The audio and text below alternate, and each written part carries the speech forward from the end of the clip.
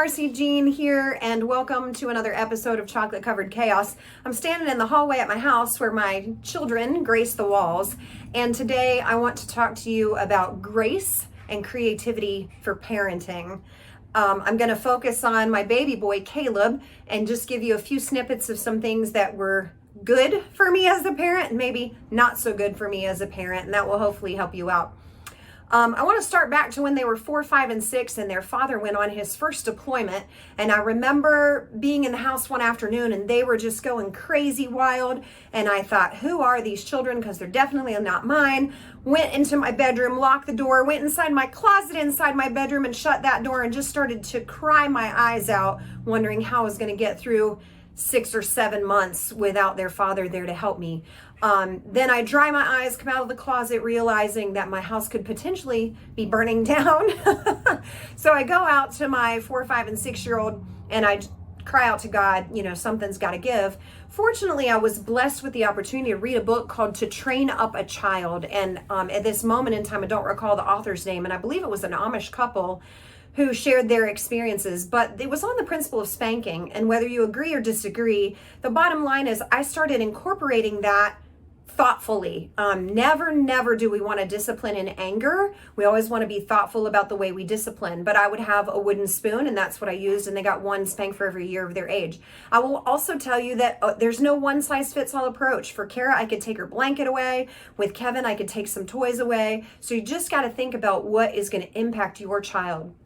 The most important parenting advice I can give you is one strike and you're out, and consistency. They don't need you to count. They don't need you to remind. They know what your rules are and they know what is the expectation.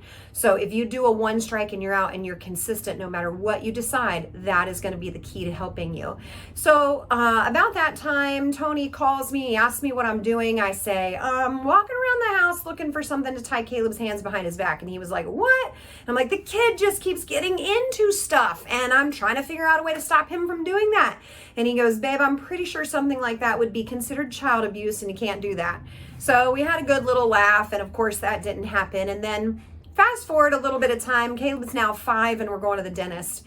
And they had to do the x-rays where that machine rotates around the kid's head. So Kara went first, then Kevin, it was Caleb's turn. And he said, I'm not doing that. And I said, what? And he's like, I'm not getting in that machine. That's stupid. You don't take a picture of somebody's teeth. Keep in mind, he's 5.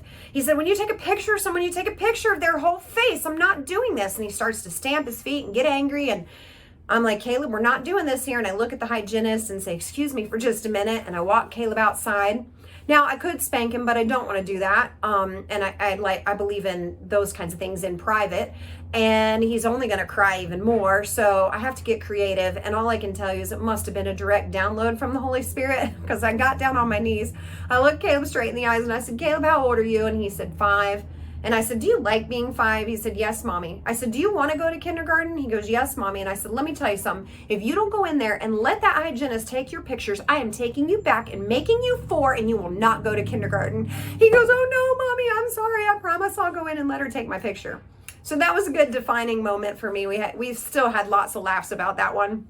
And then I want to jump ahead to when the kids were teenagers and I'm single parenting now, working 4 jobs and just trying to do what I can. And Kaleb and another one of my adopted sons, Nick, got in some trouble. And it was pretty significant. And I really had to think about how I was going to discipline them.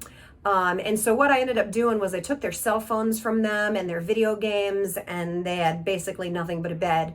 And so this next little video you're going to see is the flip of that. So because I took all those things away and they didn't have it, what were they going to do with their time? Well, rather than fight me or let them sit around and be bored, I gave them some corks and a glue gun, and I showed them how to use a record player. And so in this little video, you'll see them listening, I believe, to the Bee Gees on a 33 and a third RPM record, and they're making a cork board for their bedroom. And that was a lot of fun. So.